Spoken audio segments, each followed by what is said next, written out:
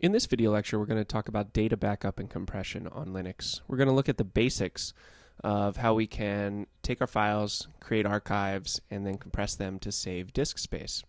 So let's take a look at the fundamentals of how this works and why we might want to use it in Linux. All of the archive systems in Linux are based on tape drives because Unix has been around for 40 years, and at the time it was developed, the primary way of archiving data was to tape. So even if you are not actually archiving your data to tape today, what you'll find is that the commands you are using have their lineage began in data centers with tape drives. So you may notice some things in the man pages that kind of talk to points like the fact that tape drives are serially accessed, right? They have to be fast forwarded or rewinded. If you've ever used tape at this point, it's possible maybe you've never used tape. I have. So it's one thing to keep in mind that the core of these tools developed in a time when tape was the primary archiving medium. And who knows? Plenty of companies, larger companies especially, still have tape archives, so you may still find yourself in front of one of these machines someday. But again, we're going to talk about these commands in the way you might use them in modern time, where you'll be archiving things to files on disk.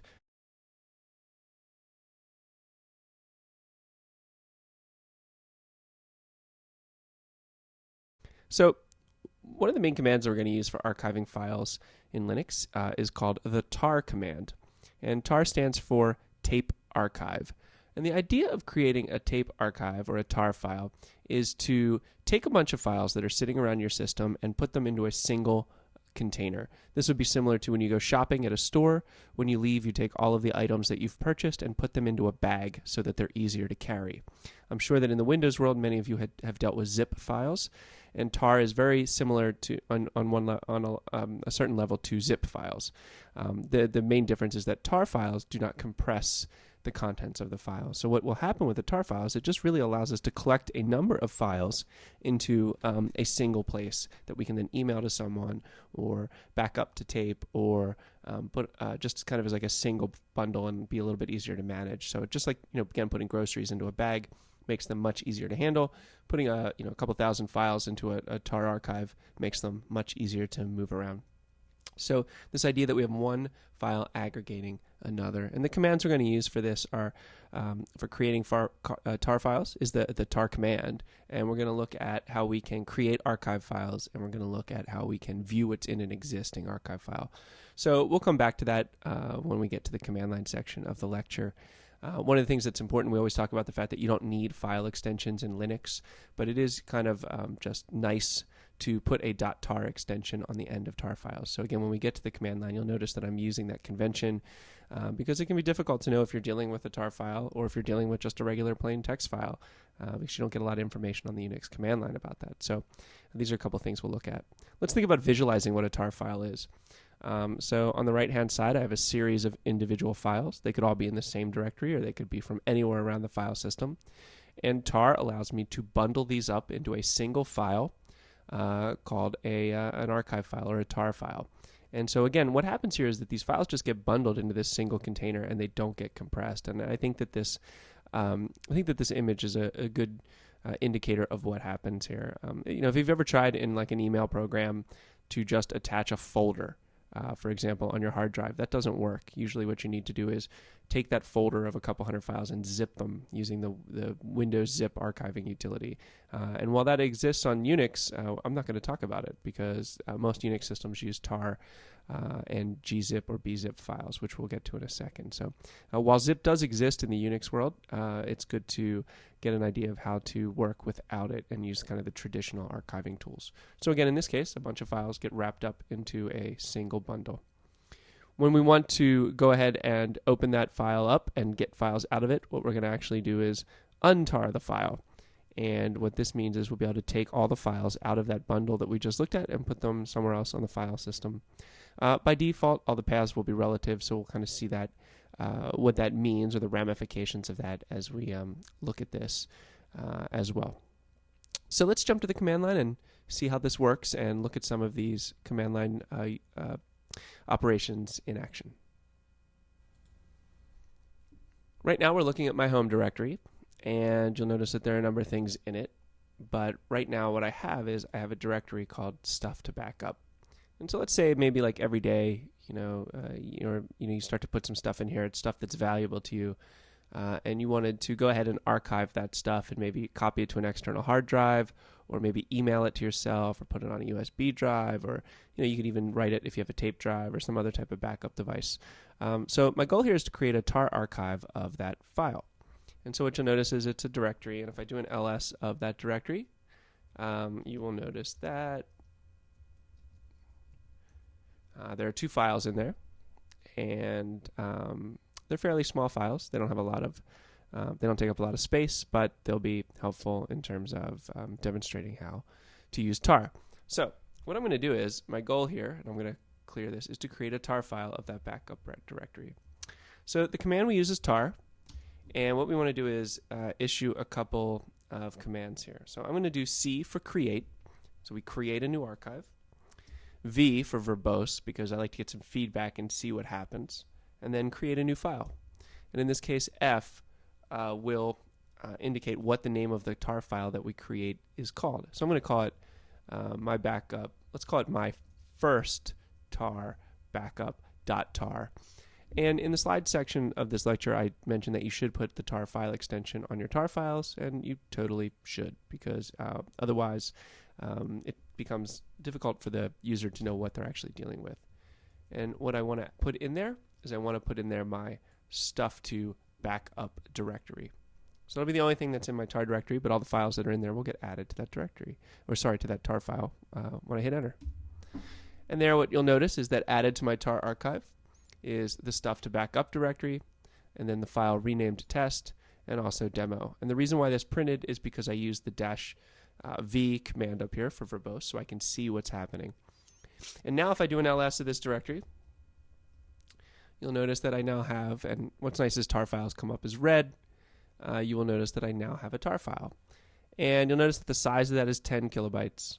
And one of the things to point out with tar files is no compression occurred here. This is just a collection of files. So again, if you went to the grocery store, this is just putting some, if you have 4 pounds of apples and you put them into a bag, you still have 4 pounds of apples. So it doesn't get any lighter. And so in this case, we just have a collection of files. And one of the things we can do is we can go ahead and we can look at what's in that file. The way to look in that file is to use the tar command again. And I am going to use tf. I'm going to call it, we call it my first backup.tar. And what that does is it just shows me what's in that file. So when someone gives you a tar file, you also have the ability to go in and see what's in that tar file. So if you're not the one who created it, you can explore what's in a tar file by using the -tf command line option. So what are some other useful things we want to do? Well, let's say I've got this backup of my directory here. So I have this stuff to backup directory, and for some reason, it gets deleted. So now it's gone. And I've deleted my stuff to backup directory. Oh no, my stuff to backup directory is gone. So what I can do is I can actually restore it from this tar file. And the command to restore a file in tar, so we use cvf, create, and verbose and file name to extract from a tar file. We're going to use xvf. So I'm going to do tar. Here, let's go back up and clear this first. Tar xvf, and then my first tar backup. And what will happen is if I just give that command, it's going to go ahead and it's going to uncompress that, or unarchive that file, and dump everything into the current directory using the relative file hierarchy that's stored in the tar archive. And so you notice it tells me what happened, and if I do an ls now, you'll notice that my stuff to backup directory is back. Why? Because I originally bundled it up in my tar file, and then I brought it back by unarchiving it. So that's the fundamental concept of tar. You can create tar files. There's a number of options. So if you take a look at the man page for tar, and we're really just kind of touching on the fundamentals of tar. You can actually append things to an existing tar file. Notice you can use the R option for that. If you scroll down and look at some of these options, you can actually glue or concatenate 2 tar archives together. You can delete individual files from an archive as long as they're not on tape. A bunch of other things that you can do as well to list. Like I said, we looked at listing things in an archive. So just take a look at the man page to see some additional options. There's a lot of power here. But what we want to just focus on today is how we can create basic tar files and how we can go ahead and add files to them and then finally extract those files back out of that archive. Once you have a tar file, one of the things you might realize is, well, I'm going to go just put this onto some external hard drive, or I'm going to actually go ahead and write it to tape, and we won't actually talk about how to do that in this lecture. But one of the things you'll realize is that, well, it'd be nice if I could make that smaller. And Linux does support compression, just like every other operating system. And usually when you receive a tar file from somebody, they'll compress it, because it just makes more sense. If you can make the file smaller, even in this day of, where a lot of people have bandwidth and hard drive storage is getting cheaper, one of the things that we can do is we still want to kind of take up the least amount of space that we possibly can. So what we can do here is we can go ahead and compress these. So just like an MP3 takes a music file off of a CD and makes it smaller, compressing a tar file is a way to compact that file. There are two primary algorithms that you'll see used for compressing files on Linux. They both have the zip name in them. The algorithms are gzip and bzip2. First, we'll look at gzip. These are different from the WinZip algorithms that exist on Windows. And again, you can actually work with WinZip files on Unix, but I'm not going to go over those in this lecture. You can do a YouTube search, and I know you'll find some excellent discussions of how to work with those files. So gzip is a pretty standard compression algorithm, and what happens is that it will actually go ahead and compress your file and make it smaller. And .gz is the extension that will be auto-appended to your file. And so it's pretty common for us with gzip to archive, to compress tar files. And so the way you gzip a file is you use the gzip command, and the way you unzip a file is you unzip it, and that's gunzip. And so, whereas if those of you that have worked with Windows zip files will note that it's kind of a single-step process. You right-click on a file, make an archive, and it both collects them into an archive and compresses. In Unix, we have that just like everything else. We have the ability to kind of do things individually and combine commands to do things in the way we want to. So the act of archiving and collecting with the tar command is one step, and then if we choose to actually go ahead and compress, we can do that with the gzip command. So we'll take a look at these on the command line in a second, but first let's talk about bzip2, which is another algorithm used for compressing data, and you will see things like the Linux kernel and a lot of things compressed using bzip2. There's probably other ones out there. These are the ones I'm most familiar with. So it's important to know how to work with both of these. And one of the things you'll notice is that these will also create files that using the bzip2 command. You just go ahead and zip a tar file. You can zip anything, by the way. It doesn't have to be a tar file, but it often is. And then when you do a bunzip2, it will take that and unzip it. And you'll notice I did a bad copy paste here because bzip2 files will have a bz2 extension, not a gz. So actually this slide is wrong because it will give you an error because you're trying to use the bunzip2 to unzip a gzip file, which you cannot do. All right, let's jump over the command line and see how this works in practice. All right, so we're back on the command line, and we've got our files here, and I'm going to look at the size of my first backup tar file, and you'll notice that it's 10K because it's got a couple of files in it.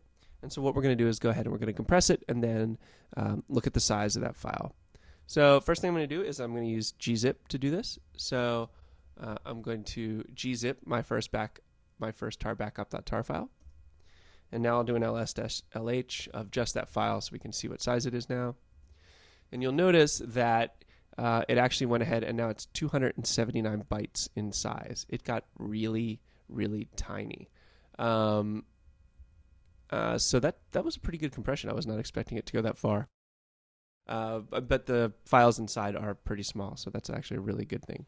So we went from 10 kilobytes to 279 bytes. There's a couple of reasons why it got that small, but it gives you a good idea that the compression of these files is can be pretty good if they're not already compressed. Remember, if you're trying to compress things like MP3s or files that are already compressed, they really can't go much further. But things like text files, they can get compressed pretty far. So now if I want to unzip my file, I'm going to use gunzip, and I'm going to go ahead and unzip my file. And if I look at it again, now you'll notice it's Oop, been renamed to just be .tar, and now it's back up to being 10K again. And so again, it's always a two-step process. You're going to tar your file, then you're going to gzip it, and then you're going to ungzip it, and then you're going to untar it. There are ways to combine those steps, but first let's look at bzip and how that works. So next thing up, I'm going to bzip to that tar file because I've uncompressed it, so it's now just back to a plain uncompressed tar file. And if I do an ls-l of the file, you're going to notice that it's 263 bytes, so I guess slightly bigger, or the same size. I don't remember what the other size was. But same process again. If I want to unzip it, I can use bunzip2 and then look at the size of the file, and now it will remove the bz2 because it's no longer compressed. So again, we can compress files and uncompress files relatively easy using these commands. And if you take a look, there are some, you don't need to use bunzip to unzip and gunzip to unzip. If you look at the gzip command, you'll notice in the man page that there's actually the D command. So you can actually use gzip-d to decompress, or you can use gunzip. And I believe bzip2 has the same option available. I just like using gunzip because it's a little more straightforward to what I'm trying to do. All right, let's talk about some shortcuts because tar and compression utilities are used together so often, it's pretty much common that we see them work together. So you can do all of these items in one step, just like WinZip does on Windows. You can actually compress and tar files at the same time. And so what you'll notice is the -z command option will gzip a file, and the -I will go ahead and actually bzip to a file. And I know that looks like an L, but that's an I. It's just a weird font issue. So in this case, if I go ahead and tar a file, and I'm going to create a tar file, it'll actually go ahead and create that instantly. So let's go back on the command line and look at how these work. You can also use tar to uncompress a file. So before we used xvf, but if it's a gzip file, if you say xvzf, it'll uncompress and untar a file. And if you say xvif, it'll unbzip to and untar a file. So what's nice is you can do this all in one step. So you don't have to use you don't have to use the tar command, then the gzip command, then the gunzip command, and then the tar command. You can kind of get in this habit of doing it all in one line. So let's go back to the command line and take a look at least, let's do this with gzip, and that way it'll be just good enough that we can see how this works. So I'm going to delete my first backup tar file that we've got here because I'm going to recreate it. And now what I'm going to do is go ahead and recreate that from my stuff to backup. But this time I'm going to compress it. So I'm going to do tar, and last time we talked about CVF, but this time I want to go ahead and actually compress it. So I'm going to do CZVF, and again, you don't need the V, I just like to get some feedback while I'm compressing files. And I'm going to call it my second tar file .tar. Oh, and it's an interesting piece of feedback because I forgot to add the actual file I wanted to put in the tar file. So it's fine. I'll leave that mistake in there. If I'm going to create a tar file, I need to tell the tar file what to put in there. So let's go for stuff to back up. There we go. So good error. Sometimes you forget what you're doing. So if I do an ls of this directory, you'll notice that it says tar. If I look at the size of it, you'll notice, though, that it's actually compressed. And so one of the things I want to point out is notice when you use the combined command for gzip and tar that it doesn't put a .gz command on there. And so you might think, well, how does that affect me? Well, if I try to tar xvf that file right now, right, it actually worked. Or it didn't work. So let's do rm-r.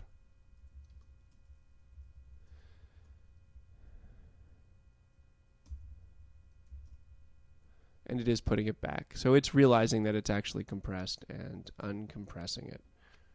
If I go back in rm, my second tar file .tar, and then let's recreate that tar, ZCVF, And then let's call it my third tar file.tar.gz and put stuff to back up in there. Now you'll see that it actually created the tar.gz file with the tar.gz extension. So notice tar was smart enough to realize that this file archive, even though I didn't say uncompress it, was actually compressed and went ahead and uncompressed it for me, which I wasn't expecting. So that's kind of cool. So again, if it's compressed, it looks like that'll do that automatically. I'm much more in the line of thinking that you should have .tar.gz extensions so it's easier to communicate to other users exactly what the format of the file is that you're working with. So again, if I do an ls-l of this directory, you'll notice that it's still the compressed file size. And actually, if I just show you real quick, if I just unzip that file, right, and now I'll do a clear, then do an ls-l of that directory, you'll notice that it's back up to 10K. So notice I can just uncompress the file. So again, that previous example I had, I just wasn't expecting it to do what it did. So that's kind of cool. But again, just to be polite to other users and your future self, you should definitely look at using .tar.gz. So that's a quick introduction to creating tar files and to compressing them using gzip and bzip 2.